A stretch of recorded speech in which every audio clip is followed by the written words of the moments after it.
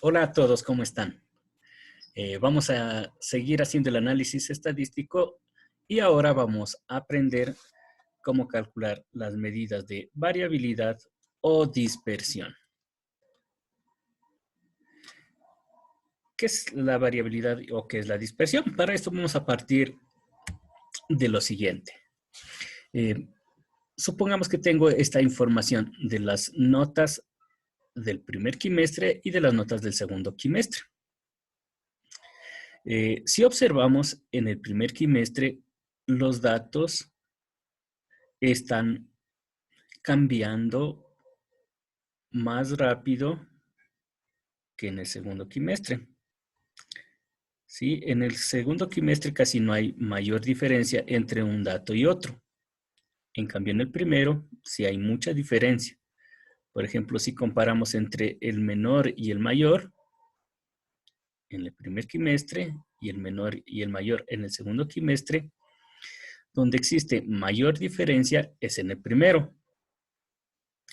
Entonces, podemos decir que en el primero los datos están más dispersos que en el segundo o que hay más variabilidad en el primer quimestre que en el segundo quimestre.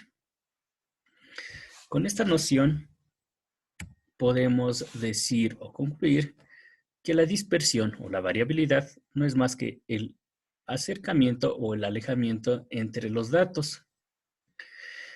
Esta dispersión o estos estadísticos que vamos a aprender nos van a servir para hacer la comparación entre diferentes grupos de datos que estemos analizando. Cuando los datos están dispersos, podemos concluir que ese grupo es un grupo heterogéneo.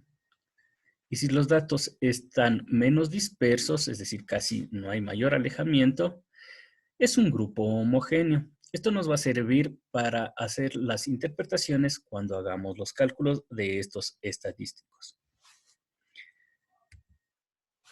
Dentro de los principales tenemos la varianza, la desviación estándar y el coeficiente de variación, donde aquí tenemos cómo se los representa. La varianza con S al cuadrado, la desviación estándar con S y el coeficiente de variación con las iniciales, CB. Estos resultados, a diferencia de la media, la mediana y la moda, en la media, la mediana y la moda, nosotros podíamos, con el resultado de cada uno, hacer la interpretación.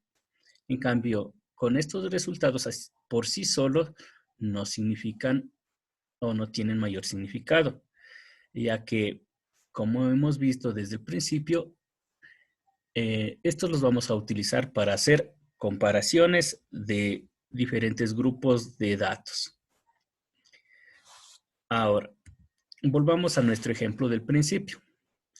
Cuando nosotros vamos o ya aprendamos próximamente al cálculo de estas medidas, de estos estadísticos, vamos a observar que en el primer grupo nos van a dar cantidades mayores que en el segundo grupo.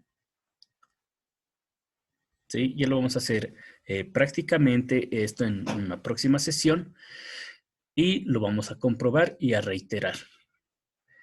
Ahora, como ya vamos a hacer estos cálculos y con los resultados de los dos grupos, ahí podemos interpretar, sea utilizando la varianza, la desviación estándar, también desviación típica y el coeficiente de variación, podemos llegar a la conclusión de que en las calificaciones en el primer quimestre son más heterogéneas que en el segundo quimestre.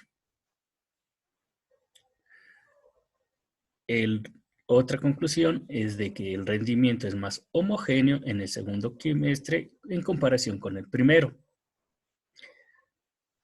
Y como habíamos observado desde el principio, ahora con el fundamento de los resultados, también podemos concluir que los datos son más variables en el primer grupo que en el segundo. Existen entonces algunas formas de interpretar Ahora lo que nos resta por hacer es aprender a calcular y para esto podemos hacerlo manualmente y también con la ayuda de nuestro programa Excel. Entonces, por el momento nos vamos a quedar hasta aquí y entender, ya, el objetivo es que entendamos qué es la variabilidad y qué es la dispersión, que son lo mismo, ya, qué estadísticos nos ayudan a medir esto y cuál es la interpretación. Próximamente vamos a ver cómo se calculan y también con diferentes ejemplos cómo interpretamos, cómo escribimos nuestro reporte con la información que obtengamos en la varianza, en la desviación estándar y en el coeficiente de variación. Entonces, eso es todo por el momento y próximamente vamos a aprender a hacer nuestros cálculos. Ha sido un gusto, entonces se cuidan mucho y nos volveremos a encontrar próximamente.